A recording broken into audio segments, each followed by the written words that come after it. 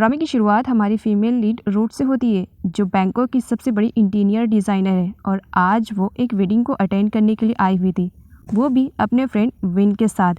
Win root की तारीफ़ करता है कि वो आज बहुत ज़्यादा प्रिटी लग रही है।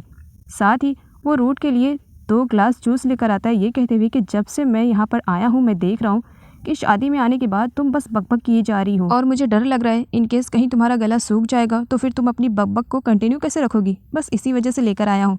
जिस पर रूट भी स्माइल करते हुए उस जूस को पी लेती है। वैसे एक तुम ही हो जिसे मेरी इतनी ज़्यादा फिक्र रहती है। ये हमारे ड्रामे का हीरो पार्क, जो कि काफ़ी हैंडसम पर्सनैलिटी का मालिक है। हैंडसम होने के साथ साथ वो बिलियनर भी है, इसी वजह से आए दिन उसके आगे पीछे लड़कियों की लाइन लगी रहती है। लेकिन पार्क किसी भी लड़की को भाव नहीं देता है, क्योंकि उसने अपनी लाइफ में जिससे भी प्यार किया सबसे उसे धोखा मिला है। इसी वजह से उसके लाइफ में प्यार नाम की जगह है ही नहीं। फिलहाल वो एक पैट नाम के सेलिब्रिटी के साथ खाना खाने के लिए एक रेस्टोरेंट में आया हुआ था। पैट के फैंस उसके साथ फोटो क्लिक करवाने लगते हैं। पार्क और पैट दोनों एक दूसरे को काफ़ी टाइम से जानते हैं। पार्क के लिए पैट के दिल में कोई फीलिंग्स नहीं है, जबकि पैट खुद को पार्क की गर्लफ्रेंड मानती है। पार्क जिस रेस्टोरेंट में आया था उसी रेस्टोरेंट के बाहर शादी का फंक्शन चल रहा था और यहीं पर ही पार्क फर्स्ट टाइम रूट को देखता है, जो कि ब्राइडल के फेंके हुए फ्लावर को कैच करके काफ़ी खुश दिखाई दे रही थी। पैट पार्क से कहती है कि वो जब शादी करेगी तो उसकी शादी काफ़ी ग्रैंड वाली रहेगी। वो ऐसी नॉर्मल प्लेस पर शादी नहीं करेगी, बल्कि लग्जरी स्टाइल में शादी करेगी। उस शादी को अटेंड करने के लिए रूट के बॉस भी आए थे, जो कि पार्क और पैट को देख लेते हैं। वो पैट के बारे में बताते हैं कि पैट सेलिब्रिटी भले ही है, लेकिन वो और ज़्यादा फेमस होना चाह रही है। इसी वजह से वो पार्क जैसे बिलियनर के साथ यहाँ पर खाना खाने के लिए आई है, ताकि वो लोगों की नज़रों में अपनी इमेज को और ज़्यादा बढ़ा सके। रूट और विन जब वापस घर जा रहे थे तब रूट डिमांड करती है कि उसे कार की चाबी दी जाए ताकि वो ड्राइव कर सके, जिस पर विन कहता है हमें हॉस्पिटल नहीं जाना है, हमें घर जाना है। और इन्हीं सारी बातों को लेकर के वो आपस में हंसी मजाक कर रहे थे और उसी साइड से पैट और पार्क भी जा रहे थे। एंड यहाँ पर पार्क का रिएक्शन ये था कि पता नहीं कुछ लोग इतने ज़्यादा बेशरम रहते हैं कि कहीं पर भी शुरू हो जाते हैं। वो तो वहाँ से चला जाता है, लेकिन रूट को इतना ज़्यादा गुस्सा आ रहा था वो कोई हंगामा क्रिएट न कर दे, इसी वजह से विन उसे वहाँ से लेकर के चला जाता है। नेक्स्ट डे रूट अपनी फ्रेंड पिम से मिलने के लिए आती है, जहाँ पर विट नाम का बंदा उसे परेशान करने के लिए आता है, तो वहीं पर रूट उसे मजा चखा देती है। विट कहता है हर बार तुम मुझे इस तरीके से कैसे ट्रीट कर सकती हो, क्या कभी मेरे लिए सॉरी फील नहीं होता है कि हर बार तुम्हें मुझे इस तरीके से पटकती हो। जिस पर रूट कहती है बचपन से यही काम करते आए हो और मार खाते भी आए हो, तो तुम्हें हैबिट होनी चाहिए। अभी इन दोनों की स्वीट सी नोकझोंक चल रही थी, तभी वहाँ पर पिम आ जाती है। रूट को देख करके काफ़ी खुश थी।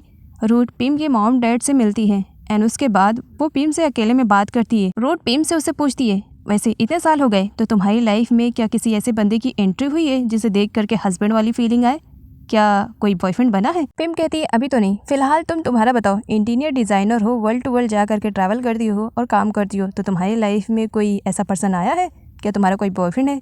रूट मना करती है अभी मेरी लाइफ में कोई नहीं है, मैं सिंगल हूँ। आगे रूट को दिखाया जाता है उसके रिक्वेस्ट करने पर पिम और विट उसे बोर्ड की सवारी के लिए लेकर जाते हैं, लेकिन वो पीछे रस्सियों के सहारे लटकी काफ़ी मज़ा कर रही होती है। एक्सीडेंटली पार्क भी उसी प्लेस पर आया हुआ था और वो काफ़ी फन कर रहा था। आगे चल करके पार्क के जेट की वजह से रूट का एक्सीडेंट हो जाता है और वो पानी में डूबने लगती है, लेकिन पार्क को उसकी बिल्कुल भी परवाह नहीं होती है।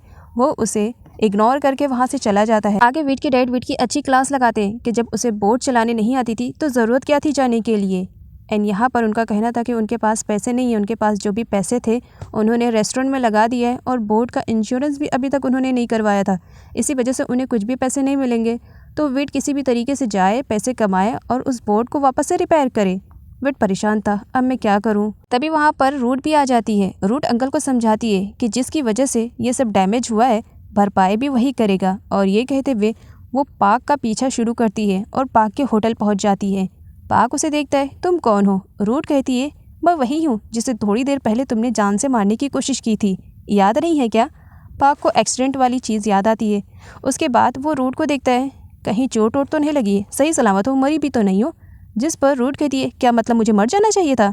वैसे छोड़ो, मैं लकी हूँ, लेकिन तुम अनलकी हो, तुम्हारी वजह से जो बोट खराब हुई है, जो डैमेज हुआ है ना, उसकी भरपाई तुम्हें करनी पड़ेगी। पार्क को बहुत ही ज़्यादा बुरा लगता है, क्योंकि आज तक किसी भी लड़की की हिम्मत नहीं हुई थी कि वो पार्क को इतना सब कुछ सुनाए, जबकि हमारी रूट काफ़ी दबंग टाइप की थी, वो तो किसी से भी नहीं डरती थी। पार्क अभी रूट को कुछ कहता उससे पहले वो 2 लड़कियों को अपनी तरफ आते हुए देख लेता है। इसी वजह से वो रूट को अपने साथ शावर वाले एरिया में लेकर के चला जाता है, ताकि उसके बारे में उन दोनों लड़कियों को ना मालूम पड़े। और उसने तो रूट का मुंह भी बंद कर दिया था।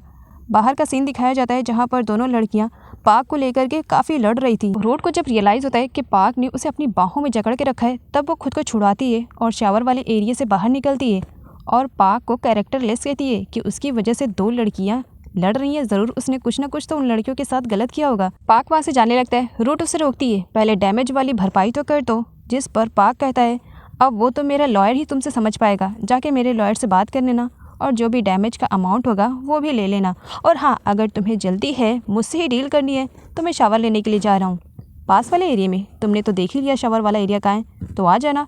जिस पर रूट उसे क्रेजी कहती है। रूट पार्क से पूरे डैमेज की भरपाई करवा लेती है और इसके बारे में जब वीट को मालूम पड़ता है तो वो खुद भी शॉक में हो जाता है, क्योंकि पार्क कोई छोटा मोटा बंदा नहीं था, वो बिलियनर था और रूट ने ये काम कर दिया। इसी वजह से वीट की नज़रों में रूट की और भी ज़्यादा अच्छी इमेज बन जाती है। रूट का बॉस उसके पास आता है और बताता है कि उनके हाथों एक बहुत बड़ा प्रोजेक्ट लगा है और अगर ये प्रोजेक्ट उन्हें मिल गया तो समझ लो वो लोग बहुत अच्छा पैसा कमा लेंगे।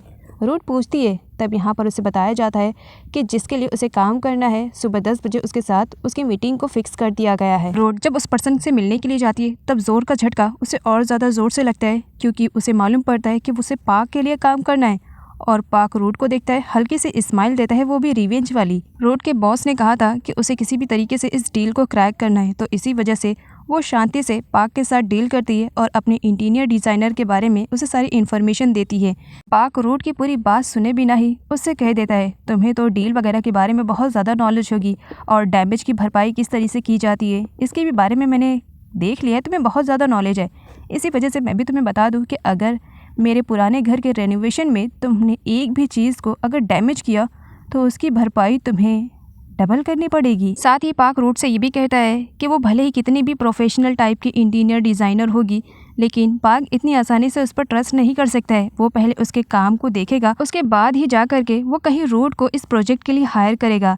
साथ ही वो रूट से कहता है कि उसके इंटीरियर डिज़ाइनर की जो भी कलेक्शन है वो कल मॉर्निंग में ला करके पार्क को दिखा दे और पार्क टाइम की वैल्यू भी बताता है कि उसे एक भी सेकेंड लेट नहीं होना चाहिए। आगे रूट को विन के साथ दिखाया जाता है, दोनों ड्रिंक को एंजॉय कर रहे थे एंड यहाँ पर रूट अपना पूरा फ्रस्ट्रेशन पार्क पर निकालती है और विन को बताती है कि उसे साइको पर्सन के लिए उसे काम करना पड़ेगा। रूट का मूड अच्छा करने के लिए विन उसे सिंगिंग करने के लिए कहता है एंड यहाँ पर दोनों सिंगिंग कर रहे थे।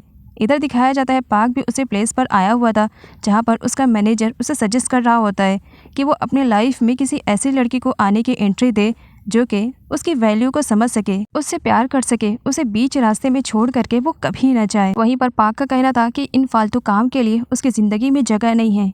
उसे एक अच्छी सिंगिंग की वॉइस आती है, वो जाता है तो मालूम पड़ता है कि ये सिंगिंग रूट कर रही है और रूट भी पार्क को देख लेती है। उसके बाद वो अपने गानों में ऐसे बोल रखती है जिसमें वो पार्क की इंसल्ट कर रही थी। पार्क गुस्से में था लेकिन फिर भी वो कुछ रिएक्ट नहीं करता है, बस ये कहता है मॉर्निंग में तुम मुझे मिलो, फिर बताता हूँ इंसल्ट नाम की चिड़िया होती क्या है। मॉर्निंग में रूट अपने बॉस के साथ पार्क के घर पर आती है। पार्क पूरे 2 घंटे लेट आता है।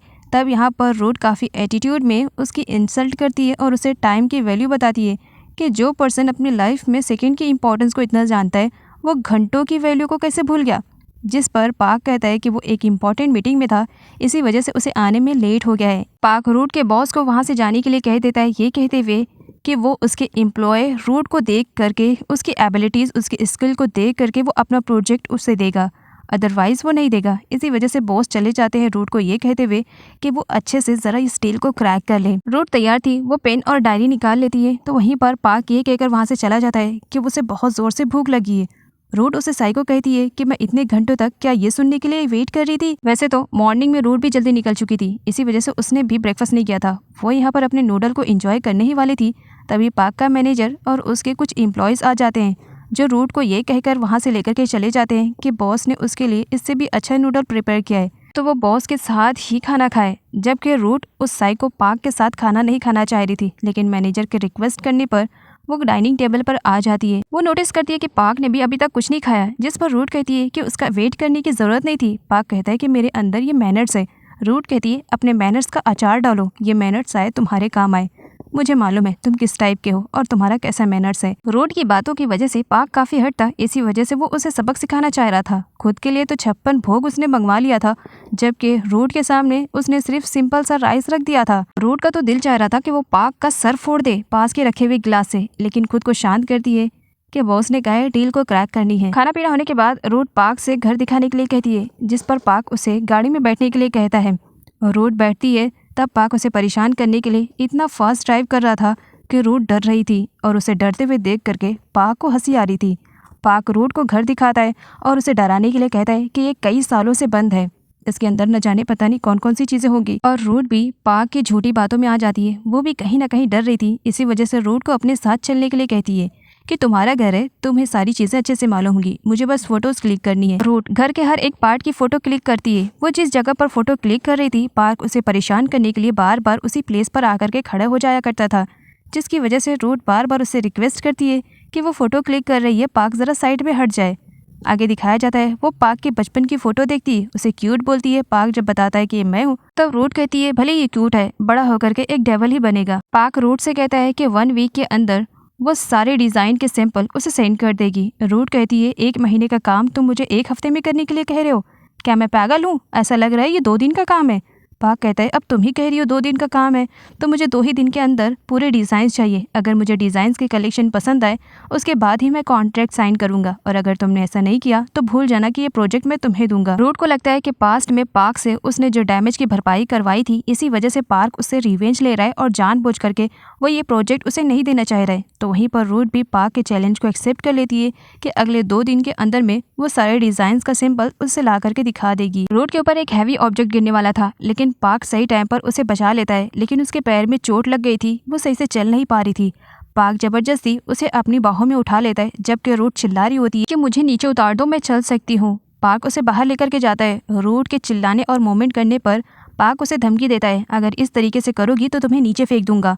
और उसके बाद वो उसे अपनी आंट के पास लेकर के जाता है और आंट से रूट की पैरों की मलहम पट्टी करने के लिए कहता है। रूट जब घर वापस आती है तब विन और अपने बॉस दोनों को बताती है पार्क की कंडीशन के बारे में, जहाँ पर बॉस का कहना था रूट किसी भी तरीके से इस डील को तुम्हें क्रैक करना ही पड़ेगा। पिम एक लाइब्रेरी में जॉब किया करती थी। इट नाम का बंदा बुक के रिकॉर्ड के लिए पिम के पास आता है। इससे पहले भी इट कई बार इस लाइब्रेरी में आ गया था और पिम को कहीं ना कहीं अब इट अच्छा लगने लगा था। इट की ड्यूटी है कि वो अपने मॉम डैड के कहने पर पिम को हमेशा रिसीव करने के लिए और उसे ड्रॉप करने के लिए लाइब्रेरी आया करता था। वो ईट को पिम के साथ बातें करते हुए देख लेता है, तब वो पिम से पूछता है क्या पिम उसे लाइक करती है। पिम कुछ भी नहीं बताती है, जिस पर विट स्माइल करते हुए कहता है पिम तुम्हारी चॉइस इससे भी ज्यादा अच्छी हो सकती है। पार्क कई सालों के बाद अपने पुराने वाले घर में आया हुआ था और अपने पियानो को प्ले कर रहा था। इसी के साथ वो पास्ट का फ्लैशबैक याद करता है कि जब वो पियानो सीख रहा था तब उस वक्त वो अपनी मॉम डैड की चिल्लाने की वॉइस सुनता है। बाहर आता है तो मालूम पड़ता है कि पार्क की मॉम उसके डैड के साथ अपनी लाइफ को स्पेंड नहीं करना चाहती हैं। वो अपनी लाइफ में आज़ादी चाहती हैं और अपने लाइफ को अच्छे से एंजॉय करना चाहती हैं, जो कि पार्क के डैड के साथ रहते हुए वो नहीं कर सकती थी। इसी वजह से उन्होंने पार्क के डैड को छोड़ दिया था। पार्क को जैसे ही पास्ट की यादें आती है वो पियानो प्ले करना बंद कर देता है। इधर बेचारी रूट को दिखाया जाता है 2 दिन की स्ट्रगल करती है और रात दिन एक करके फाइनली सारे डिज़ाइंस को प्रिपेयर कर लेती है और मालूम पड़ता है कि वो 2 घंटा लेट है। वो फटाफट रेडी होती है और पार्क से मिलने के लिए जाती है। रूट अपने बॉस के साथ आई हुई थी। वो पार्क को अपने सारे डिज़ाइंस दिखाती है जिस तरीके से पार्क को चाहिए थे, लेकिन पार्क यहाँ पर रूट के डिज़ाइंस देखने में बिल्कुल भी इंटरेस्ट नहीं ले रहा था। उसे तो सारी चीज़ें बकवास लग रही थी। एंड यहाँ पर अब रूट को बहुत ही ज़्यादा गुस्सा आने लगता है। वो पार्क से कहती है कि वो डिज़ाइंस को देख ले एंड फिर उसका जो भी डिसीज़न रहेगा वो उसे बता देगी। वो बाहर वेट कर रही है। जब रूट वहाँ से चली जाती है तब पार्क का मैनेजर उसे देखने के लिए कहता है एंड यहाँ पर पार्क जब डिज़ाइंस के कलेक्शन देखता है उसे सच में रूट का क्रिएट किया हुआ डिज़ाइन बहुत ही ज़्यादा पसंद आता है। रूट डरी हुई थी कि कहीं पार्क ये प्रोजेक्ट उसे ना दे। तभी वहाँ पर पार्क का मैनेजर आ जाता है जो रूट को बताता है कि उसके सारे डिज़ाइन किए हुए कलेक्शन बॉस को बहुत ही ज़्यादा पसंद आए हैं और वो उसके साथ काम करने के लिए तैयार है। लेकिन साथ ही यहाँ पर मैनेजर पार्क के बारे में बताते हैं कि पार्क रूट के साथ कोई कॉन्ट्रैक्ट भी साइन करवाना चाह रहे हैं ताकि बीच रास्ते में पार्क उनके घर के इंटीरियर डिज़ाइन को छोड़ करके कहीं जा ना सके। आगे सभी लोगों को सेलिब्रेशन करते हुए दिखाया जाता है क्योंकि वो प्रोजेक्ट रूट को मिल चुका है। रूट ने कॉन्ट्रैक्ट साइन कर लिया है। अब वो बहुत जल्द पार्क के घर पर जा करके सारा काम करने वाली है। नेक्स्ट डे रूट पार्क के घर पर पहुंच जाती है घर का रिनोवेशन करने के लिए। एंड यहाँ पर वो जब अपना काम करने में बिजी थी तब वहाँ पर पैट भी आ जाती है। पैट जब वहाँ पर रूट को देखती है तब उसे मालूम पड़ता है कि वो यहाँ पर इंटीरियर डिज़ाइनर के काम के लिए आई है। रूट सारे डिज़ाइन के कलेक्शन को चेंज करने के लिए कहती है, जिस पर रूट उसका ऑर्डर नहीं मानती है कि ऑलरेडी बॉस पार्क ने जो कहा है मैं वही करूँगी, तुम होती कौन हो? जिस पर पैट कहती है क्या तुम्हें मालूम नहीं है कि मैं पार्क की गर्लफ्रेंड हूँ, तो उसके हिसाब से मैं जो कहूँगी तुम्हें वो भी करना पड़ेगा। तभी वहाँ पर पार्क भी आ जाता है, जो पैट के हाथों से रूट का डिज़ाइन लिया हुआ वापस कर देता है एंड पैट से कहता है कि क्या वो लोग बाहर चल कर के बातें कर सकते हैं, क्योंकि अगर रूट को काम करने में ज़रा भी टाइम लगा तो उसे पूरी रात यहाँ पर रुक कर काम करना पड़ेगा।